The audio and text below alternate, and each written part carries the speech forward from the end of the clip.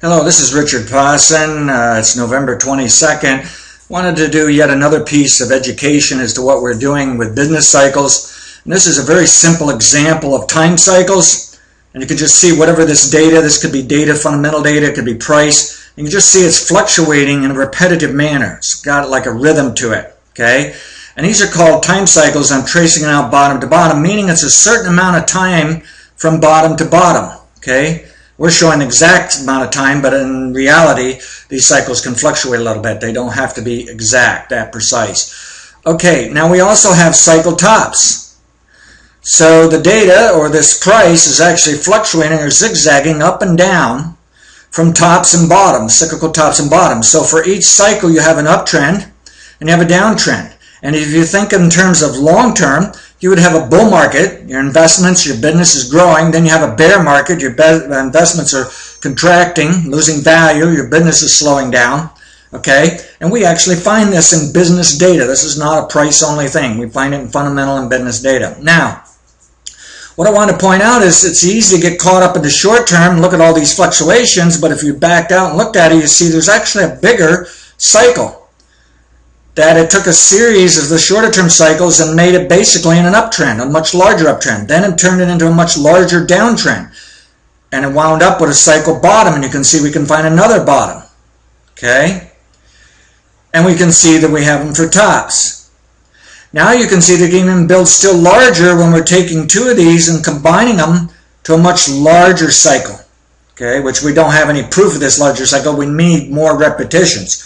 Now, as far as statisticians be concerned, they would want a lot of cycles, although some people will settle for just 7 cycles of saying there's something to it if you get 7 or more repetitions. What I've learned, though, is when we get into the super cycles and we start running out of history, is that as long as you can find at least 2 cycles breaking down to the same number, same type of cycles in each side of them, it's acceptable to start pushing a bit and saying that's an actual valid cycle.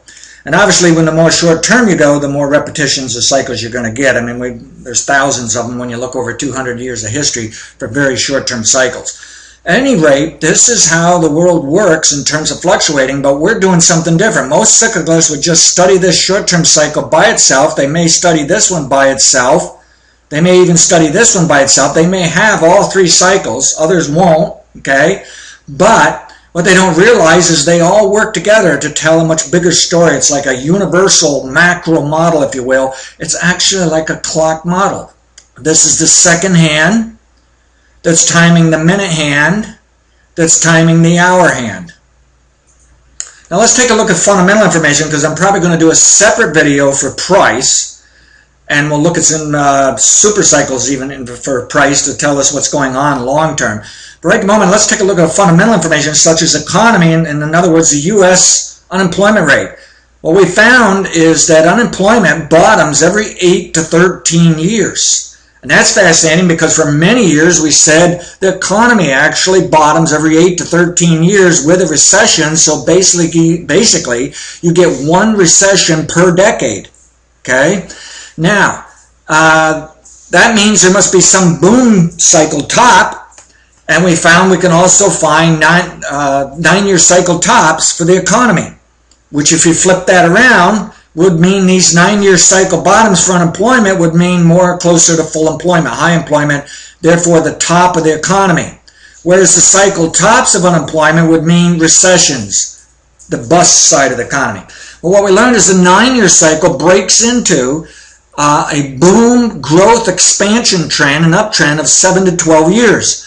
Then you have a 1 to 3 year downtrend, a contraction, a slowdown, a recession.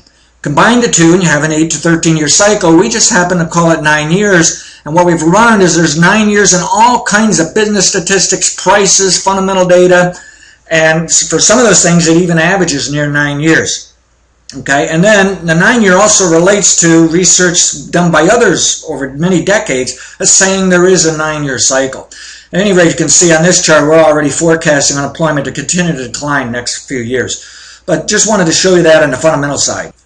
Now we even find cyclical behavior in something like corn yield. This is U.S. corn yield going back to the 1800s. We find the same cyclical patterns for production. Now this chart's cluttered up. We're using 9-year, 27 years, and 54-year cycles and whatnot. But anyways, what I wanted to point out is from 2008 to 2014, it was due for a decline in yield that occurs like every 27 years or so, 28 years. It actually has a wider range than that. But it's basically saying 2, 3, possibly 4 times in your lifetime, providing you could live as much as 100 years, you might see it 4 times in your lifetime, that you're going to have a significant drought, a significant crop problem or flood or something that's going to create a large decline in yield and production. And look at this, it worked. Okay, it topped in 2009 with record production, came down in 2010, came down some more in 2011, crashed in 2012 for the drought for the Corn Belt, even though as a nation, the more serious drought for the entire nation was actually about 2011. So you can see it was a process for the whole nation and within the nation, but it worked, it brought it down. Now, already this year, we're seeing some nice recovery in production. It's going to slam it right back up. We've probably found that cyclical bottom. Now, this is precipitation. I'm not going to bother to show temperature, but we track these things. We have indexes as well as we look at the raw data.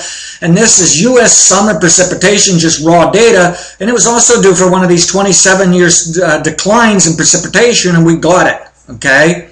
And now this is the spike higher for this year, 2013. Just put it right back to normal, to above normal precipitation for the U.S. Slammed it right back right after that 2012 drought. But notice how I was kind of working on it for several years to drive it down in that 27-year cycle. So what I'm trying to point out is that we can find cycles in fundamental and economic data and then relate that to the cycles in price. And we start to become a bit of an economist fundamentalist from that aspect, even though we might be more interested in price. And if we can design a model, a clock-like model in price, we've learned you might be able to design clocks for fundamental and economic data. In fact, that's exactly what we have. We have a clock for various corn yield production, various economic indicators. We believe the economy works like a clock. So anyway, we're going to stop right here. Watch out for part 2, where we're going to take a look at some price cycles and some super cycles. But I just wanted to point out some of the background behind our research here that has served us so well for decades. Thank you.